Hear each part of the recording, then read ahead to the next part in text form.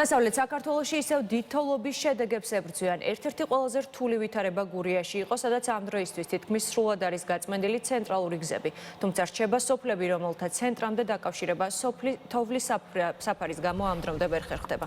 ბოლო მონაცემებით რეგიონის მასშტაბით ბუნებრივი აირი 1000 ოჯახს არ მიეწოდება. ამდენივე აბონენტია ელექტროენერგიის გარეშეც.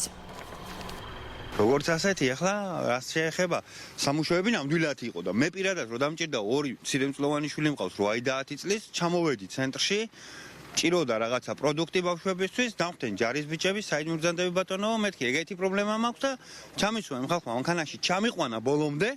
დამელოდა, მაყიდინა რაც მინდოდა და ჩამომიყვანა უკან და რავი, მე არ ვერნური ამ ხალხს. რთულია ყველასთვის, რა თქმა უნდა, ხლა რთულია 2 მეტრო თოვლი მოვიდა და ვისთვის არა რთული, ყველასთვის რთულია ეს ამბავი, მაგრამ რაც შეიძლება და ასე თუ ისე გავედით ფონს და ყველაფერი კიდე შედარებით მშვიდობიანათა, რა ვიცი, ხა მსხვერპლი ამ წუთას ზურგეთში მოხდა, ვიცი, ისე და აქ ჩვენ სოფელში ყველა მშვიდობიანათა შედარებით ღმერთთან დაგვიფაროს. ამ ეტაპზე ორი უბანი გვაქვს არჩენილი მუნიციპალიტეტში, სადაც მაღალი გამოვლობის მანქანით შესვლა შეუძლებელია და დღის განმავლობაში ამ ორი უბნის გახსნაც მოხერხდება.